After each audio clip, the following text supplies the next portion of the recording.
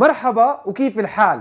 مشكلة الارتداد المريئي وحموضة المعدة من المشاكل المزمنة واللي بتكاثر في الفترة الحالية، بيعاني منها الصغار والكبار. تقريبا 38% من الأشخاص اللي شاركوا بالاستبيان الموجود بالقناة بيعانوا من مشكلة ارتجاع أو الارتداد المريئي، لكن 10% منهم من المحظوظين واللي قدرنا نساعدهم يلتزموا بحمية الكيتو فانشفوا تماما من هاي المشكلة. 15% آثروا انهم يغيروا حميتهم بانهم يستمروا على المرض، ياخذوا الأدوية حتى يغطوا الأعراض اللي بتتزايد مع الوقت.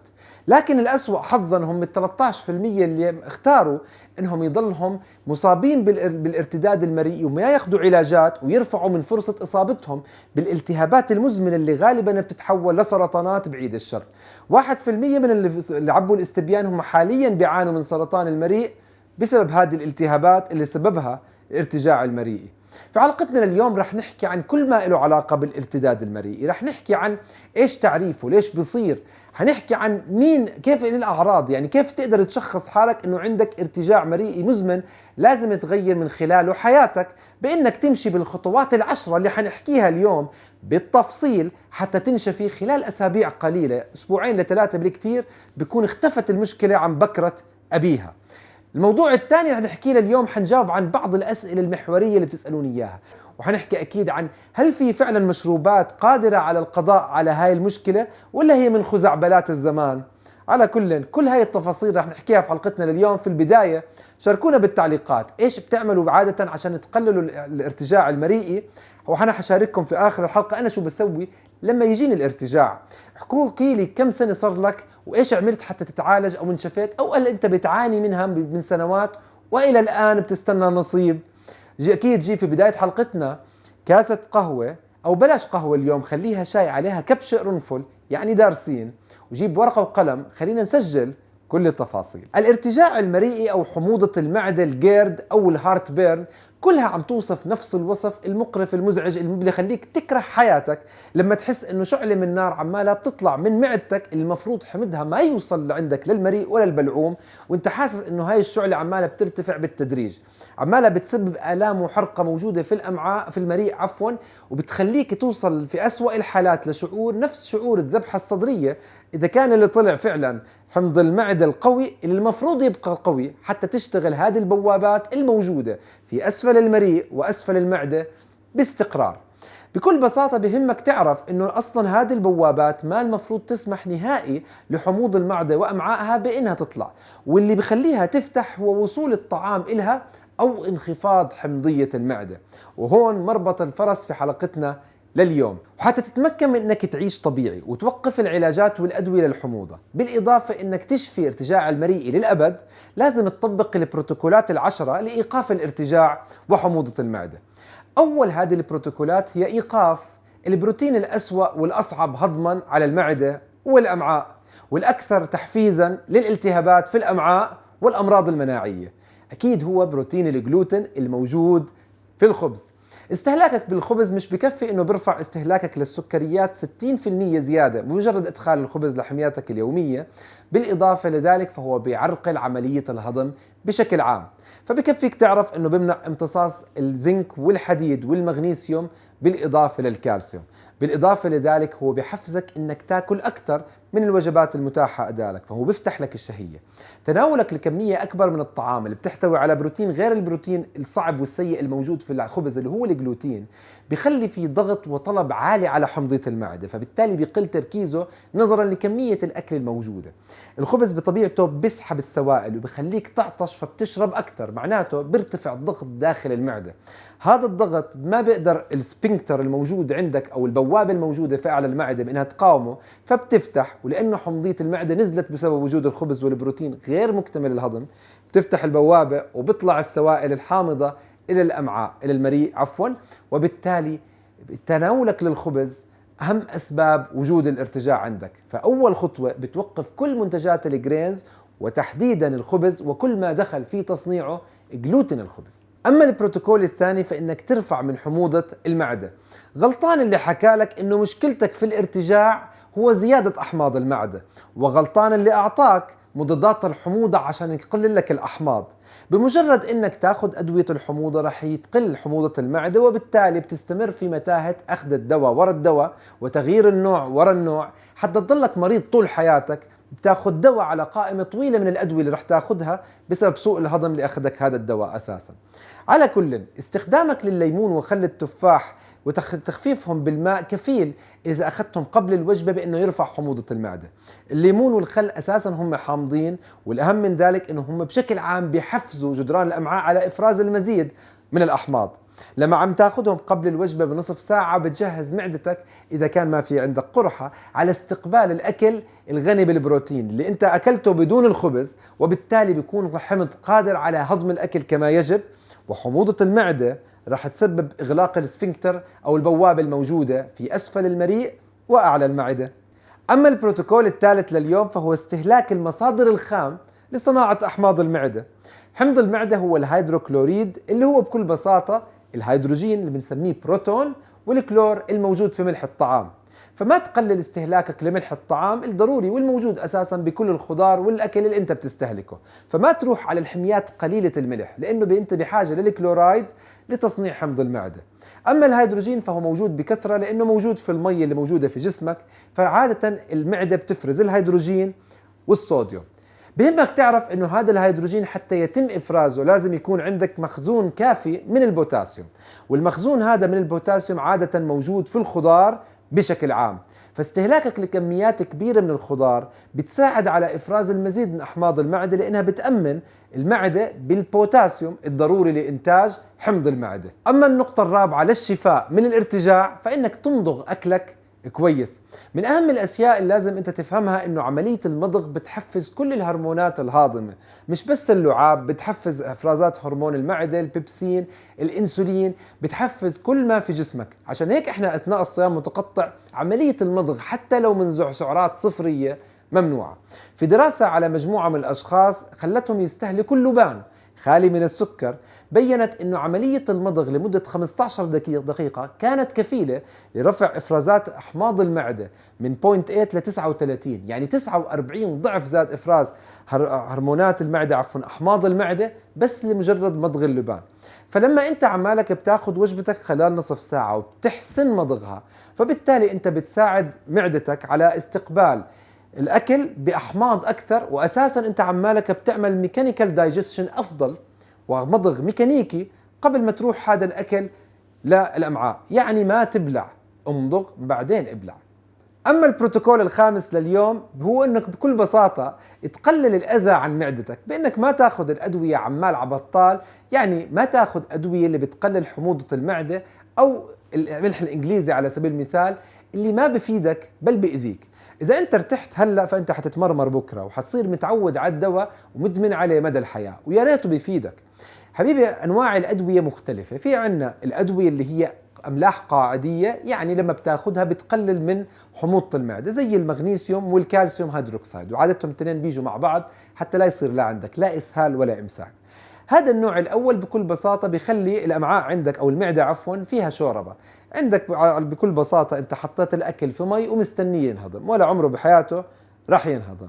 النوع الثاني من الأدوية بتروح على نفس المضخات تبعت الهيدروجين اللي بتصنع حمض المعدة وبتعمل انهبيشن، تعمل عرقلة لأداء عملها، فبالتالي ما بيصير تصنيع عندك للحمض.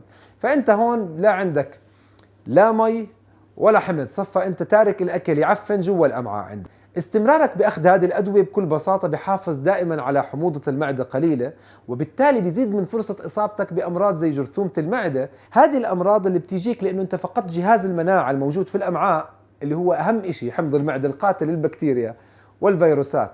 فأنت صرت بإنسان بلا تعقيم في منطقة المعدة، وبالتالي عرضة لكل الأمراض اللي أساسها الأمعاء. أما النقطة السادسة لليوم فإنك تقلل التوتر والعصبية والإجهاد. طبعا بكل بساطة بهمك تعرف إنه الأمعاء كلها من أولها لآخرها والسفنكتر أو البوابة الموجودة اللي سببت لك عطلها هاي المشاكل بيسيطر عليها الجهاز العصبي اللا إرادي. وبكل بساطة أنت لما تكون معصب ومتنشن هاي البوابة بتفقد قدرتها أصلا على العمل كما يجب. ومش بس هيك، كل الجهاز الهضمي بصير فيه نوع من الخمول، لانه مش من الاشياء الاساسيه لواحد خايف من ذئب انه يهضم اكله، الاساس انك تهرب. فبتصير الحركه الدوديه عندك منخفضه، البوابه بتفتح، افرازات حموضه المعده بتقل، وبالتالي رح يصير عندك ارتداد مريئي. كيف تقلل التوتر والاجهاد؟ بكل بساطه انك تمشي كويس. عشان هيك اللي بيمشوا بلاحظوا انخفاض حموضة المعدة عندهم لما بيمشوا، بكل بساطة لأنه بقل التوتر عنده. إنك تنام كويس وتنام بطريقة صحيحة، نحكيها في آخر الحلقة. إنك تتعرض لأشعة الشمس، لأنه بتاخذ مخزونك من الفيتامين د اللي بيساعد على انقباض هذا العضلة، لأنه بيساعد الكالسيوم للوصول للعضلة أساسا. إذا ما بتتعرض للشمس خذ فيتامين د على شكل حبوب. ما تاخذ إشي يزيد التوتر عندك زي القهوة والكافيين، المشروبات الغازية اللي بتحتوي على الكافيين بشكل عام، والغازات اللي فيها بتزيد الضغط على الجدران، وبالتالي بتزيد احتمالية الارتداد عندك بشكل عام. وهون وصلنا للنقطة اللي أنا شخصيا بحبها وبفضلها، النقطة إيش؟ السابعة. بكل بساطة إنك تكف أذى جسمك من خلال إيقاف السموم اللي بتدخل لبطنك. بكل بساطة وقف الأكل اللي يعتبر من معرقلات عمليات الهضم بشكل عام. أول إشي لازم توقفه، حكينا عنه أول، الجلوتين اللي هو الموجود في الخبز. لازم توقف كل المنتجات اللي فيها جلوتين، لأنه الجلوتين بيمتص أحماض المعدة وبيقلل توفرها لهضم ما تبقى من البروتين. مش بس هو، لازم توقف كل عمليات أكل الحبوب اللي عادة ما بيكون فيها مضغ. أكلك للرز أو للشوفان بالحليب، أنت عمالك بتاكل أكل بدون عملية المضغ، والمضغ أساسي لعملية إفراز حمض المعدة. الشغلة الثانية انك توقف السكريات، لأن السكريات والنشويات واللي هي برضه موجودة بالحبوب وموجودة بالخبز تستنزف البوتاسيوم عندك، والأساسي موجوده بكميات كبيرة لإنتاج حمض المعدة. أضف إلى ذلك انك توقف استخدام الزيوت المهدرجة اللي لا تصلح للاستهلاك البشري. عم نحكي عن زيوت الذرة، الكانولا، زيوت الصويا وغيره من الزيوت المصنعة واللي ما تعودنا عليها، واللي مليانة وغنية بالأوميجا 6، واللي ما بتزيد إلا الالتهابات في الجدران اللي أصلا التهبت من الارتجاع المريئي أساسا. أما النقطة الثامنة لليوم فهي أنك تترك معدتك بعيدة عنك، خليها تشتاق لك. بكفي تضلك تاكل، اعمل صيام متقطع. معدتك بشكل عام بتفرز أقوى أنواع الأحماض، والمرارة بتفرز أقوى أنواع الديترجنتس، المنظفات. فأنت لما بتكون في عندك مشاكل التهابات في معدتك وأمعائك ومريئك، إيش أفضل من أنك تترك هذه الأنسجة، تقل الالتهابات اللي فيها من خلال عمليات الشفاء الطبيعية في الجسم. استماعك للنصائح المهترئة بأنك تاكل 3 وجبات و3 سناكات على الاستمرار بغض النظر من شو ما كانت صحتك وعافيتك، هي عبارة عن انتحار مبرمج لكل خلايا جسمك. صديقي بكل بساطة أنت لما يكون في عندك ارتجاع مريئي، أول إشي بتسويه بأنك بتعمل عملية الصيام المتقطع. عملية الصيام المتقطع بتفيدك بأكثر من طريقة. بتقلل السكر في دمك المرتفع بسبب ال3 وجبات و3 سناكات، وبالتالي بترفع هرمون النمو الضروري لعملية إعادة استشفاء هذه الأنسجة الموجودة في معدتك. عملية إيقافك لتناول الطعام شو معناته؟ حيقل إفراز أحماض المعدة، حيقل إفراز أنزيمات الهاضمة اللي هي بطبيعتها عبارة عن توتر عالي على جدران الأمعاء والمعدة اللي بتضطر تغير أنسجتها كل 3 أيام. وانت عمالك بتقلل هاي الإفرازات وبتعطيها الفرصة لزيادة الحركة الدودية لعملية تنظيفها من السموم المتراكمة في أمعائك. على فكرة لما الإنسان يصوم يومين ورا بعض 48 ساعة، في اليوم الثاني برضه بروح على الحمام وبيخرج. فعشان تعرف كمية البلاوي الزرقاء المتراكمة في أمعائك، لأنك بتاكل 6 مرات في اليوم. أما النقطة التاسعة فأكيد أنك ما تشرب أي نوع من المشروبات بشكل عام مع الوجبات، خصوصا إذا عندك مشكلة في الارتجاع المريئي. أنت عندك مشكلة في نقص الأحماض، فإيش ممكن تسوي أسوأ ما أنك أنت عم تاكل أكل يؤذيك؟ أنك تشرب كمية كبيرة من المي اللي بتقلل من قدرة هذه الأمعاء المعدة على هضم الطعام، لأنه صار تركيز الحمض يقل. جرب أنت جيب معلقة ليمون وحطها على نص كاسة مي، خليها بدل نص كاسة مي خليها أنينة مي كاملة فيها 3 لتر أو لتر ونص. إيش رح يصير في حموضة المي؟ طبعا بقل. هذا اللي أنت بتسويه لما تشرب 6 كاسات قبل الوجبة على أساس تساعدك بأنك تنحف. أنت فعليا ما رح تعمل بهاي الحركة إلا أنك بتقلل من قدرتك على امتصاص كل شيء ممكن يفيدك ويساهم في عملية حرق الدهون أثناء رحلتك في خسارة الوزن. عشان هيك حاول أنك ما تشرب قبل الوجبة بنص ساعة، وما تشرب بعد الوجبة من نص ساعة إلى ساعة. هيك أنت بتكون ضامن أنه حموضة المعدة تكون على كفاءة عالية في هضم الطعام. وهون بنوصل للنقطة العاشرة والأخيرة من بروتوكولات الشفاء من الارتجاع المريئي. إذا عندك وزن لازم تخسره. عادة الوزن والسمنة بتتراكم بالدهون في منطقة البطن، وبالتالي بتضغط على كل أحشائك وتحديدا المعدة والأمعاء. لما أنت يجي ضغط دائم مستمر بسبب دهونك المتراكمة على أمعائك، إيش تتوقع يصير؟ بكل بساطة سهل جدا أن تطلع هاي الأحماض للمريء، خصوصا إذا أنت متسطح ونايم وهذا الوزن كله ضاغط على معدتك وشال أملها. يعني لازم تخسر وزنك. هلا إذا أنت عندك كبد دهني وعندك أعراض الكرش الوجاهة اللي ببرز للأمام، تقدر تحط تليفونك وكاسة الشاي عليه قد ما هو بازز لقدام، هاي الحالة أنت بتكون 80% من الناس هدول عندهم ارتجاع مريئي، بكل بساطة لأنه هاي سوائل عمالة بتضغط أكثر من الدهون على المعدة. وهون وصلنا لآخر جزء في حلقتنا لليوم، اللي هو إيش هي المشروبات اللي أنا شخصيا بستخدمها حتى أحل المشكلة اللي اجتني، وإيش هي المشروبات اللي عادة بيحكوا لكم إياها وهي كلها فيشنك، يعني كل التوصية مجهزة إنها تأذيك. بكل بساطة شرب الحليب أو شرب المي كتير ما بيفيدك، لأنه بكل بساطة بيقلل حمضية المعدة من خلال تخفيف تركيزها، زدت كمية المذيب في كمية مذاب قليلة، فبالتالي بيقل التركيز بكل بساطة. يعني كأنك أخذت دواء من الصيدلية، نقطة في آخر السطر، بتحل المشكلة هلأ بتمرمرك بكرة. لكن المشروب المضمون هو أكيد الليمون وخل التفاح، وإذا بدك دراسات فالدراسات موجودة، والأصح أنك تستنى على حالك أسبوع. إذا ما عندك قرحة بلش مباشرة بالليمون وخل التفاح، هي أسبوع كفيلة إنها تحل لك المشكلة. الليمون وخل التفاح بيرفعوا حمضية المعدة، ومش بس هيك بيقللوا يعني بيحفزوا من إفرازها أساسا، فبالتالي بتغلق الصمام وبتخلص الموضوع. التومة مع الأكل بتزيد من إفراز حمضية المعدة، وغير أنها هي مضادة للبكتيريا والفطريات، وبشكل عام ترفع المناعة، فأنت بتستفيد لما تأخذها في كل الحالات. ممكن تعمل اليانسون، فاليانسون بيزيد من إفراز الإفرازات المخاطية إن كان في المريء في المعدة والأمعاء، بالإضافة أنه برطب المعدة من الداخل. استهلاكك للملفوف بشكل عام، الملفوف بيساعد في شفاء قرحة المعدة، وبيحفز من إفرازات العصارة المعدة اللي هي الطبقة المخاطية في المعدة.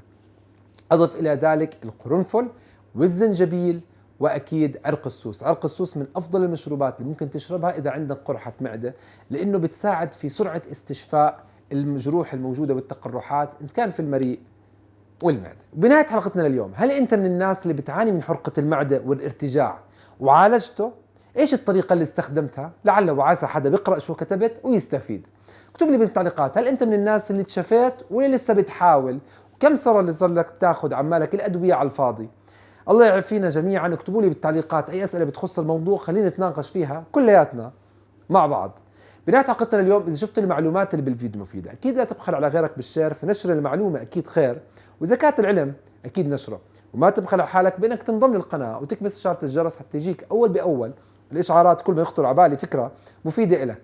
وأكيد ما تبخل علينا أنك تعملنا لايك، وبدعوكم تنضموا لعالمنا الرائع بالفيسبوك، عالم سمارس كيتو أند فاستنج بلانت. وتقدروا تتابعوني أكيد على الإنستغرام وسناب شات وتويتر وتيك توك.